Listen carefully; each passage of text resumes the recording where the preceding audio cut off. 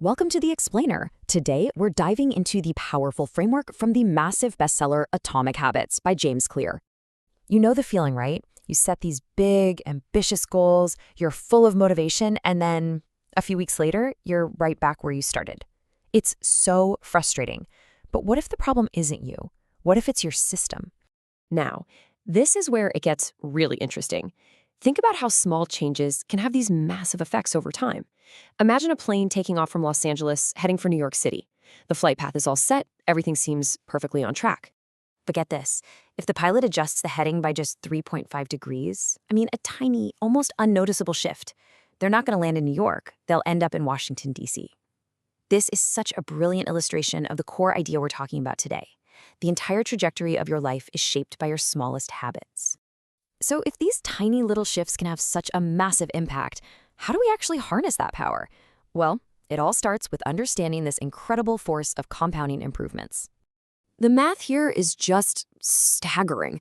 Take a look. If you get just 1% better each day for a year, you'll end up nearly 38 times better by the time you're done.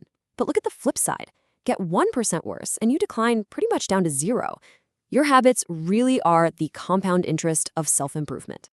But here's the catch, and it's a big one. In the beginning, progress is so slow. The results are barely noticeable. This is what James Clear calls the valley of disappointment. And it's exactly where most people give up, because they expect this straight line of progress that just doesn't happen right away. So how do we push through that valley of disappointment? How do we make those small habits actually stick? Well, the answer lies in a really fundamental shift in how you think about progress. This right here is a total game changer. Winners and losers. A lot of the time, they have the exact same goals. Every athlete in the Olympics wants to win a gold medal, right? The difference isn't the goal, it's their system, that collection of daily habits that gets them to the finish line. Let's put it this way. The goal is winning the championship. The system is what your team does at practice every single day. If you focus on perfecting the system, the score eventually takes care of itself. That's the power of focusing on systems over goals. Okay, so we need to focus on systems. Got it. But how do we actually build them? This is where we get into the practical toolkit, a simple but incredibly powerful framework for designing better habits. Turns out, all of our habits, the good ones and the bad ones, they all follow this four-step neurological loop.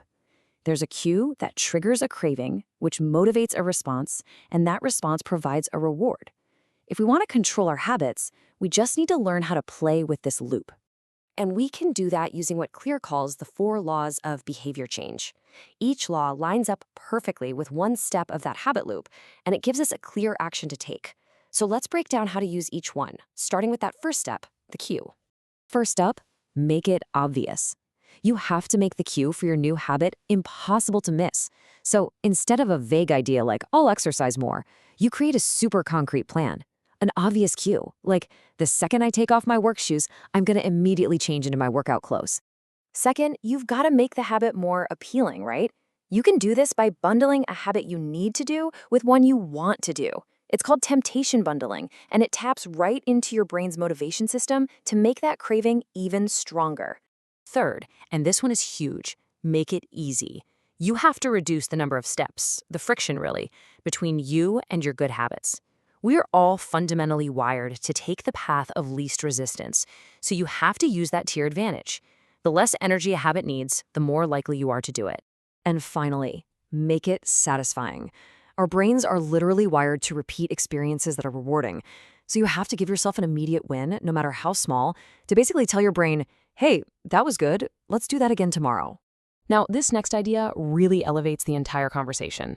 We're moving beyond just simple actions here. Because the true goal, it isn't just to do things, it's to become someone. True, lasting behavior change is actually identity change. The whole focus shifts from what you want to achieve, an outcome, to who you wish to become, which is an identity. How powerful is that idea? Each time you go for that run, you are casting a vote for I am a runner. Every time you write one page, you're casting a vote for I am a writer. Your habits literally become the pathway to changing your own beliefs about yourself. Okay, so how do you start casting those votes, especially when a new habit just feels completely overwhelming? This brings us to our final and maybe the most practical takeaway of all. The idea here is so simple. Make your habits incredibly easy to start. Read before bed becomes read 1 page. Run 3 miles becomes simply put on my running shoes. The goal isn't to master the habit right away, it's just to master the art of showing up. And this really leaves us with one last thought. What tiny 1% shift, a habit that takes less than 2 minutes, can you make right now that will put you on a completely different trajectory a year from now? The whole journey to those remarkable results, it starts right there.